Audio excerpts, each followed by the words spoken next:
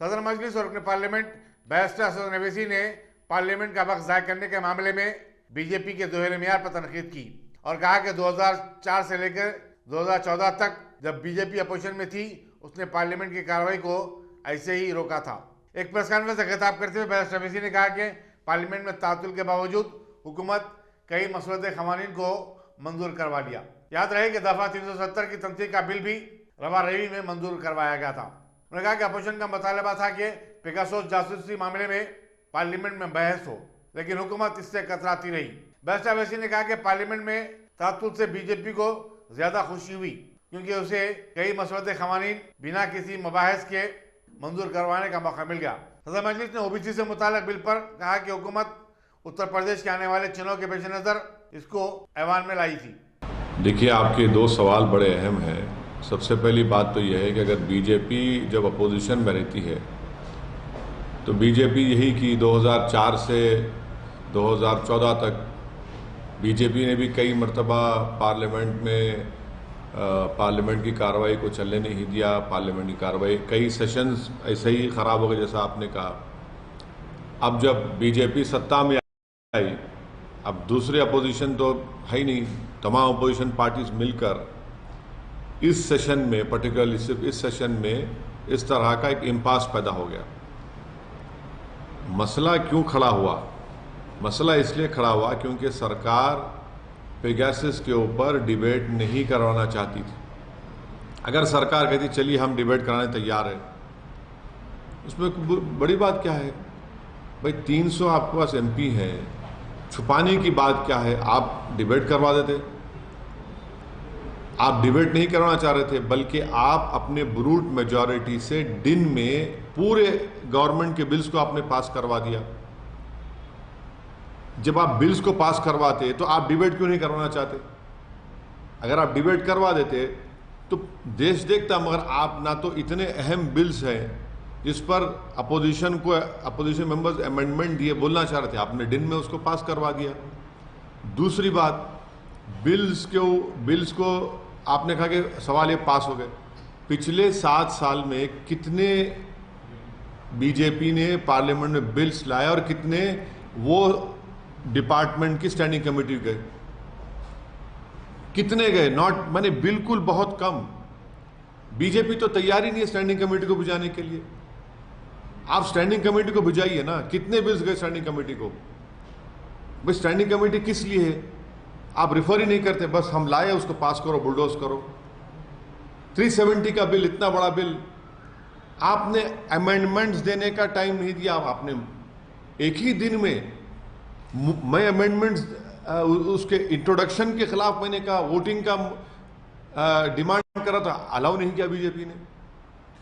तो ये तो गवर्नमेंट को भी तो मैग्नानिमस होना चाहिए ना। यकीनन तकलीफ होती है अगर पार्लियामेंट नहीं चलता है, यकीनन बड़ी मायूसी होती है कि बहैसियत एक एमपी हम सरकार को एक्सपोज नहीं कर पाते।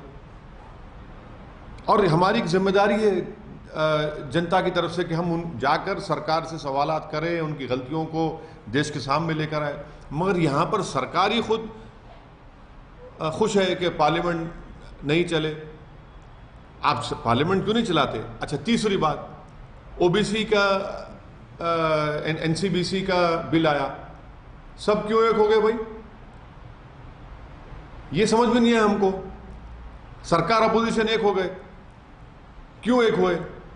क्योंकि चुनाव आ रहे हैं, सबसे बड़ी प्रदेश उत्तर प्रदेश के, वहां पर इनको दिखाना है। तो क्या दूसरे मुद्दे अहम नहीं है कि देश के लिए सिर्फ चुनाव अहम रहेगा?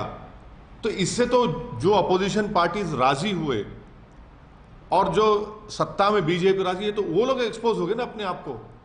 एनसीबीसी का बिल आएगा तो पार्लियामेंट चलेगा, दूसरे मुद्दों पर नहीं चलेगा। ये क्या बात है जिसमें सरकार भी राजी होगी और अपोजिशन भी राजी होगी? ओबीसी का फायदा है ना सर, ओबीसी। वही तो हम कह रहे हैं। तो क्या आप हर चीज को क्या इलेक्शन के एंगल से देखेंगे? क्या देश का कंस्ट्रक्शन सिर्फ इलेक्शन से होता है? देश का कंस्ट्रक्शन हेल्थी डिबेट से नहीं होगा। देश का कंस्ट्रक्शन पार्लियामेंट में अपोजिशन के चुपते हुए सवालात से नहीं होगा। तो यही तो हम बता रहे हैं कि ये सरकार भी नहीं चाह रही थी पार्लियामेंट चले। अगर जब एनसीबीसी के बिल पर पार्लियामेंट चलती है, 30-35 से ज्यादा एमपीज अपनी अपनी बात को रख सकते हैं रूलिंग पार्टी से और ट्रेजरी बेंचेस और अपोजिशन, तो फिर आपने डिबेट क्यों नहीं करवाया? यही तो इनकी हिपोक्रेसी है। और देश देखकर लोग हमको ताज्जुब, लोग हमसे सवाल करें कि इतने दिन नहीं चला, आज आप क्यों चला रहे हैं? आपने बता दिया जनता को कि पार्लियामेंट को आप इस्तेमाल कर रहे हैं सिर्फ चुनाव के लिए। आप पार्लियामेंट को इस्तेमाल, पार्लियामेंट का बुनियादी मकसद क्या है, आप उसी को हम भूल चुके हैं। और यकीनन ये बहुत खराब बात है कि पार्लियामेंट नहीं चला। पार्लियामेंट जब चलता है तो पार्लियामेंट चलाने के लिए टैक्स पेयर्स का मनी जाता है सर, एक एक मिनट की कीमत होती है। तो वैसे में ये नहीं चल रहा है तो कितना नुकसान होता है? क्या आपको भी तकलीफ होती है कि बात नहीं रख सकते? देखिए, पार्लियामेंट नहीं चलना ये हम पार्लियामेंटेरियंस के लिए, सबके लिए तकलीफदेह बात है। और बीजेपी के एक लेट बहुत बड़े लीडर थे जो आज दुनिया में नहीं है, उन्होंने कहा था कि पार्लियामेंट को चलाना सबसे बड़ी जिम्मेदारी सरकार की होती है। अगर प्रधानमंत्री पार्लियामेंट में आकर कह देते कि मैं तैयार हूँ पेगासस पे, चलिए बहस करते हैं, आइए बहस करते हैं। अगर प्रधानमंत्री आकर कह देते कि चलिए हम दोबारा फिर से फार्म लॉज पर आपकी क्या बात है बताइए, हम करते हैं। कई तरीके हैं ना डिबेट करवाने के, कई रूल्स हैं, कई तरीके से आप करा सकते। आप तो तैयार ही नहीं है। आप एक बीजेपी ये कह रही है कि बस हम जैसा चाहेंगे वैसा संसद चलेगा। संसद तो ना बीजेपी का है, ना असदुद्दीन ओवैसी का है, ना किसी और पार्टी का। संसद तो पूरे पार्टीज का है। पार्लियामेंट सिर्फ एग्जीक्यूटिव की नहीं है ना। पार्लियामेंट सेपरेशन ऑफ पावर्स में खुद एक अलहदा चीज है। अब जब से मोदी प्रधानमंत्री बने हैं वो सेपरेशन ऑफ पावर्स की थ्योरी की धज्जियां उड़ा चुके हैं। और मैं आज कह रहा हूं कि मुझे सख्त आपत्ति थी उस वक्त कि नई पार्लियामेंट की बिल्डिंग का संग बुनियाद प्राइम मिनिस्टर क्यों करेंगे। प्राइम मिनिस्टर ने करके दिखा दिया कि अब एग्जीक्यूटिव लेजिस्लेचर पर भी हावी हो चुका है। क्यों? पार्लियामेंट अलग है एग्जीक्यूटिव से, एग्जीक्यूटिव बिल्कुल अलग है। एक एग्जीक्यूटिव कैसा आकर पार्लियामेंट की बिल्डिंग का बुनियाद करेगा? मेरा मानना, पैसे भाई आपको बजट कौन बनाता है? पार्लियामेंट का बजट अलग होता है, फिर वो कैसे तय करेंगे? पार्लियामेंट का सेक्रेटेरिएट अलग है, पार्लियामेंट का सेक्रेटेरिएट अलग है। ये तो theory of separation of powers basic structure का हिस्सा है हमारे। अगर नई पार्लियामेंट की बिल्डिंग का अगर किसी को उसका फाउंडेशन डालना था तो स्पीकर ओम बिरला को करना चाहिए था, ना कि प्रधानमंत्री को। बल्कि प्रधानमंत्री ने करके बता दिया कि अब एग्जीक्यूटिव ही जो चाहेगा चलेगा, तो वही देख रहे हैं हम लोग। आपके पास 300 एमपी है, ये देखिए पावर इटर्नल नहीं होता। आज आप प्रधानमंत्री हैं, कल आप नहीं रहेंगे, कोई और बनेगा। तो आपने तो एक प्रेसिडेंट डाल दिया ना, एक रिवायत डाल दिया आपने, कल वो करें आपने किया था। इससे पार्लियामेंट की जो खूबसूरती, पार्लियामेंट का जो विखार है, इन्हीं चीजों से मुतासिर हो रहा है। पर सर 98 आवर्स में से सिर्फ 21 आवर्स लोकसभा चला है और जो सरकार है वो कह रही है कि ओपोजिशन, वो 21 आवर्स में से तो 8-9 घंटे तो सिर्फ एनसीबीसी के डिबेट में चले गए। मेरा बोलना यह है कि जब आप एनसीबीसी बिल के ऊपर जब सरकार और अपोजिशन राजी हो गए तो दूसरे मुद्दों पर क्यों राजी नहीं हुए? किसान पे भी बात करना चाह रहे थे राजस्थान। फिर किसान पे भी कोई नहीं, करने के लिए तैयारी नहीं आप है ना सर। डिबेट नहीं करवाना चाह रहे ना। अरे रेडी थे। देखिए, दूसरे हाउस की बात है। मैं राज्यसभा की नहीं जानता, नहीं करेंगे, मैं लोकसभा की आपसे कह रहा हूं। अगर सरकार कहती कि हम कल ये डिबेट कराएंगे, आप बीएससी में डाल दीजिए उसको और बोल दीजिए शुरू हो जाएगा। आप तो सुनने ही तैयार नहीं है ना अपोजिशन में कितने बातों पे ये बिल्कुल। राजी हो गए थे, लेकिन जैसे पार्लियामेंट में आते हैं बिल्कुल गलत बात है। सरकार खुद नहीं चाहती थी कि पार्लियामेंट चले और इसीलिए आपने खत्म कर दिया, जबकि पार्लियामेंट को उसका 13 तारीख तक पार्लियामेंट चलना था। आपके जितने बिल्स थे आपने करवा लिए पूरे दिन में, उसके बाद बोला कि जाओ भाड़ में जाओ, हो गया हमारा काम। सरकार खुद नहीं चाहती पार्लियामेंट चले। सरकार पार्लियामेंट में क्रिटिसिज्म को सुनने तैयार ही नहीं है। सर एक और खास बात हुई, ये बार जब पार्लियामेंट हुआ तो पूरे अपोजिशन पार्टीज कपिल सिब्बल के घर पे जो है डिनर पे गए, उन्होंने सब पार्टीज को बुलाया। तो आप इतने इम्पोर्टेंट लीडर हैं, आपकी बात काफ़ी अहमियत रखती है, तो आप क्यों नहीं है सर उसमें? क्यों आपको, क्या आपको एक अनटचेबल कहा जा रहा है? अरे सुनिए, ये एक प्राइवेट पार्टी थी। मेरी नेक तमन्नाएं जनाब कपिल सिब्बल के साथ हैं, अल्लाह उनको सेहत दे, अल्लाह उनको और खुशियां दे। अरे भाई, उनके घर में वो किसी को बुला सकते हैं, मुझे नहीं बुलाए तो मुझे किस बात की तकलीफ है? ये जो ना ना ना, बीजेपी के खिलाफ सभी नहीं, पार्टीज, अरे भाई उसमें मत जाइए। नहीं नहीं नहीं नहीं नहीं नहीं नहीं, कपिल सिब्बल साहब अपने घर में किसको मेहमान बनाना वो उनका इख्तियार है। हम तो सिर्फ खुश हैं और हम उनको मुबारकबाद देते हैं और उम्मीद करते हैं कि अल्लाह उनको और सेहत दे और वो और आगे बढ़े। मेरा सवाल ये है कि अपोजिशन जब पूरा एक हो रहा है बीजेपी के खिलाफ, तो आप तो पहले से डे वन से बीजेपी के खिलाफ है, तो आपको क्यों नहीं शामिल किया जाता? आपके आइडियाज क्यों नहीं लिए जाते? नहीं, मैं क्या बताऊं उस बारे में। मैं तो ना तो किसी के नाश्ते का मोहताज हूं, ना ब्रेकफास्ट का मोहताज हूं, ना किसी के घर के दावत का मोहताज हूं। मैं सिर्फ अल्लाह का मोहताज हूं और जनता का मोहताज हूं, बस। मेरे सर से या कोई सींग तो नहीं निकलेगा ना अगर मैं किसी के घर पे जाके ब्रेकफास्ट कर लूं। नहीं, ठीक है। पेगासस ही इम्पोर्टेंट है क्या? बाकी सारे इश्यूज भी तो है ना? वही तो मैं कह रहा हूं कि जब एनसीबीसी क्यों इंपॉर्टेंट हो गया, इसलिए इंपॉर्टेंट हुआ क्योंकि एक substantial number of OBCs Uttar Pradesh में रहते हैं और सरकार को तकलीफ हो गई। उत्तर प्रदेश के चुनाव को सामने रखकर रोका कि चलो करवा दो, और महाराष्ट्र में उनको वहां पर भी उनको बड़ा तकलीफ हो रही है। अरे भाई, आप पेगासस भी इंपॉर्टेंट है, फार्म लॉज भी इंपॉर्टेंट है, कई चीजें, क्वेश्चन आवर इंपॉर्टेंट है।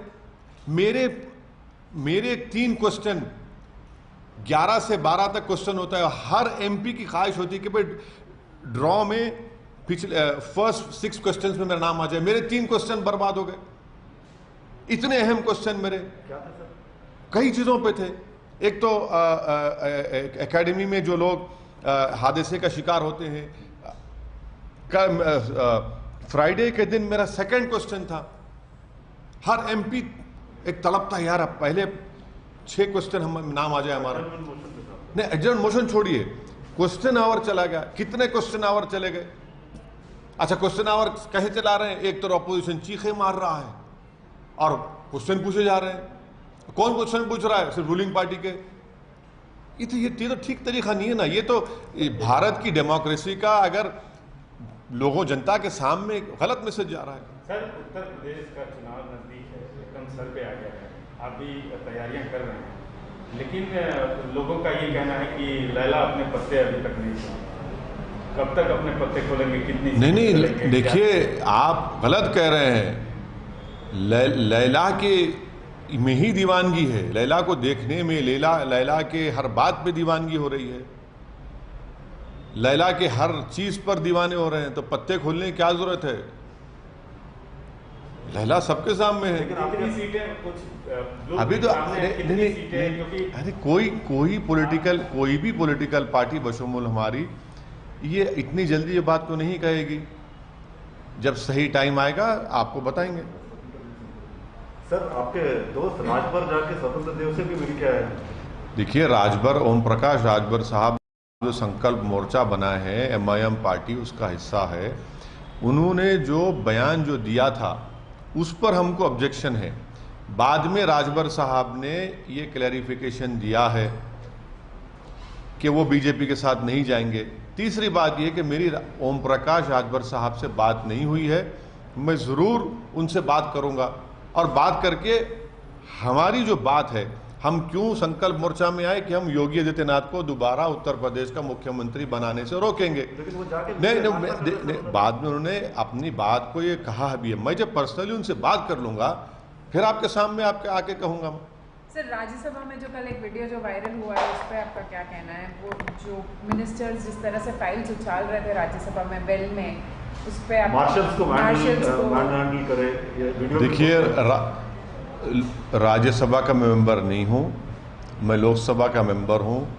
लोकसभा में जो कुछ भी हुआ है वो तकलीफ़देह है।